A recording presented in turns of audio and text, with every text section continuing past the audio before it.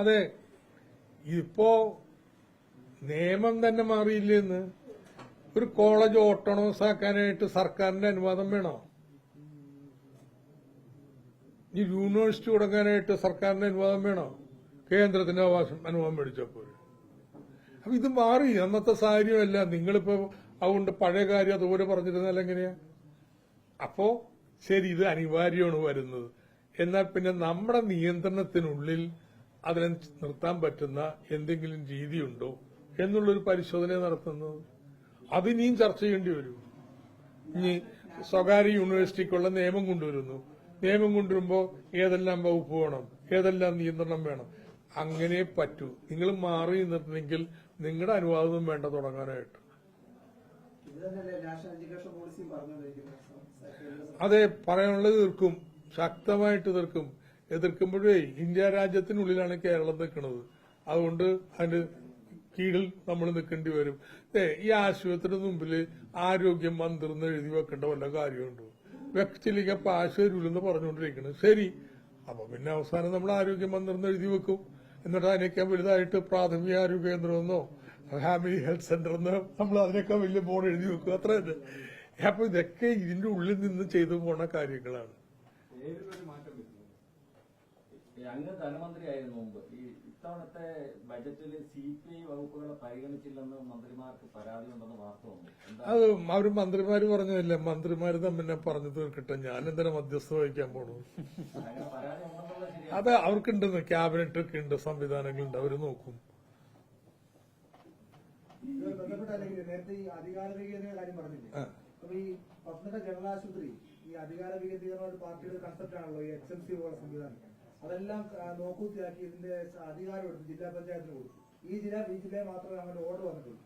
അപ്പൊ ആരോഗ്യവകുപ്പിലാണ് ഓർഡർ. അപ്പൊ അങ്ങനെ ഈ ജനകീയ സമിതികളെയൊക്കെ അപ്രസക്തമാക്കി ഒരു ആശുപത്രിയുടെ ഭരണം അപ്പാടെ മാറ്റുന്നത് ശരിയാണ്? ജില്ലാ പഞ്ചായത്തും ജനകീയ സമിതിയല്ലേ? ജില്ലാ പഞ്ചായത്ത് അപ്പോ ആകെയുള്ള പ്രശ്നം വെച്ചാൽ കേരളത്തിലെ ജില്ലാ പഞ്ചായത്തുകളും ജനറൽ ആശുപത്രികളും ജില്ലാ ആശുപത്രികളും ജനറൽ ആശുപത്രികളും ആരുടെ കീഴിലാണ് പരിശോധിക്കണം. എനിക്ക് തോന്നുന്നു ബാക്കി എല്ലായിടത്തും ജില്ലാ പഞ്ചായത്തുകളുടെ കീഴിലാണ് നിൽക്കുന്നത്.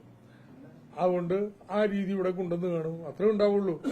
പക്ഷേ ജില്ലാ ആശുപത്രികളാണ് നേരിട്ട് ജില്ലാ പഞ്ചായത്തിന്റെ പരിധിയിൽ വരുന്നത്. ജനറൽ ആശുപത്രികൾ അതുമായി ബന്ധപ്പെട്ട തദ്ദേശ സ്വയംഭരണ സ്ഥാപനങ്ങളുടെ ഇതിലാണ്. മാത്രമല്ല അതിന്റെ റെഗുലർ ഒരു ട്രാഫിക് നിയന്ത്രണമോ അല്ലെങ്കിൽ ഒരു കെട്ടിടം എല്ലാത്തിനും നിർവ്വഹണത്തിന് നഗരസഭയ്ക്കാണ് അതിനുള്ള സംവിധാനം. ജില്ലാ പഞ്ചായത്ത് അങ്ങനെ ഒരു നിർവ്വഹണ സംവിധാനം പോലും ഇല്ല. അപ്പോൾ തിടുക്കപ്പെട്ട് ഈ ജില്ലയിൽ മാത്രം അങ്ങനെ ഒരു ഉത്തരവിറങ്ങുമ്പോൾ ഇല്ല, ഈ ജില്ലയെ മാത്രം, ഇങ്ങൊന്നുണ്ട് ജില്ലയെ മാത്രമേ ഉള്ളൂ ഈ പ്രശ്നം.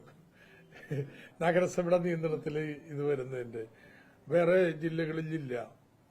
ഏതായാലും എന്താണ് എന്നുള്ളത് ആരോഗ്യമന്ത്രി തന്നെ പറയട്ടെ. പക്ഷെ ഒരു കാര്യം പറയാം, അധികാരം തദ്ദേശ ഭരണ സ്ഥാപനത്തിന് എടുത്തുകൊണ്ട് പോകണമെന്നല്ല. ഒരു തദ്ദേശ ഭരണ സ്ഥാപനത്തിന് പകരം വേറെ തദ്ദേശ ഭരണ സ്ഥാപനത്തെ വെച്ചിരിക്കുന്നു, അത്രയേ ഉള്ളൂ. അതിനെന്താ ന്യായം എന്നുള്ളത് പറയട്ടെ ആരോഗ്യവകുപ്പ്. പാർട്ടി പറഞ്ഞാൽ പത്തനംതിട്ടയിൽ മത്സരിക്കുമോ? പാർട്ടി പറഞ്ഞ് ഇവിടുന്നല്ലേ എവിടെ പറഞ്ഞാലും മത്സരിക്കും.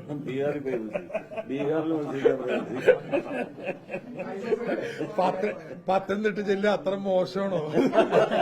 പാർട്ടി പറഞ്ഞാലും മത്സരിക്കാൻ പറ്റാത്തത്.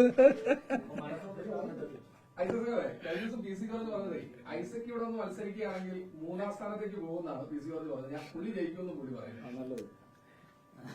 ജോർജ് ഇങ്ങനെ പലതും പറയും. വൈകട്ടെ, ജോർജിന്റെ ഒരു രീതിയല്ലേ, ഇത് സംസാര ശൈലിയൊക്കെയാണ്. ആയിക്കോട്ടെ, ഞാനിപ്പോ എന്താ വരും മത്സരിക്കാൻ പോയാണ് ജോർജ്. Very good. അദ്ദേഹത്തിന്റെ വിശ്വാസം അദ്ദേഹത്തെ രക്ഷിക്കട്ടെ. അല്ല ഞാനെന്താ പറയണേ? ഏതാണ് അത് സാധാരണ പോലെ ഈ മാസം CPM-ന്റെ സ്ഥാനാർത്ഥികളുടെയൊക്കെ ലിസ്റ്റ് ഫൈനലൈസ് ചെയ്യും കേട്ടോ.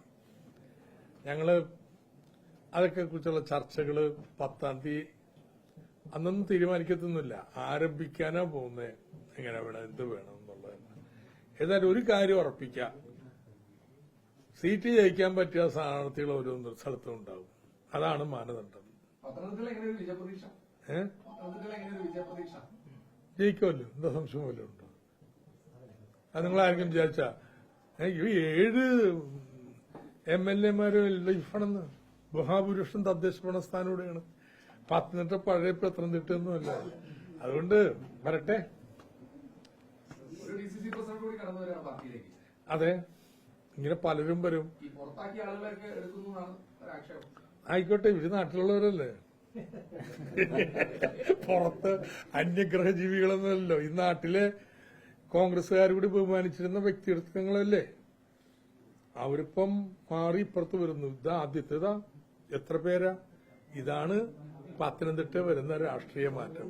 കോൺഗ്രസിൽ നിന്നും BJPയിൽ നിന്നും അണികൾ മാത്രമല്ല, നേതാക്കന്മാരും ഇങ്ങോട്ട് വരുന്നു. സ്വന്തം പാർട്ടി പ്രസിഡന്റിന് റൂം ചവിട്ടി തുറന്നവരാണ്. കിഫ്ബിക്കൊരു അർഹമായ പരിഗണന ഇത്തവണ ബഡ്ജറ്റില്ലായിരുന്നു എന്ന് പറയും. കിഫ്ബിക്ക് അർഹമായ പരിഗണന ഇല്ല. അർഹമായ പരിഗണന എന്ന് വെച്ചാൽ എന്താ, കൂടുതൽ പ്രൊജക്ട് പ്രഖ്യാപിക്കാനാണ്. ഇല്ല, നിങ്ങൾ എന്റെ പ്രസംഗം നോക്കൂ. 50,000 കോടി രൂപയുടെ പദ്ധതി നടപ്പാക്കാനാ കിഫ്ബി രൂപീകരിച്ചത്. 80,000 കോടി രൂപയുടെ പദ്ധതിയുണ്ട്. അതില് കുറച്ചധികം പദ്ധതികൾ നടപ്പാക്കാൻ പറ്റാത്തതാണെന്ന് കണ്ട് മാറ്റിയിട്ടുണ്ട്. അപ്പൊ 60,000 നടപ്പാക്കാൻ വേണ്ടി. അല്ലാതെ ഇതിങ്ങനെ അൺലിമിറ്റഡ് ആയിട്ട് ഇങ്ങനെ കോരി പദ്ധതി വെക്കാനുള്ള ഏർപ്പാടല്ല.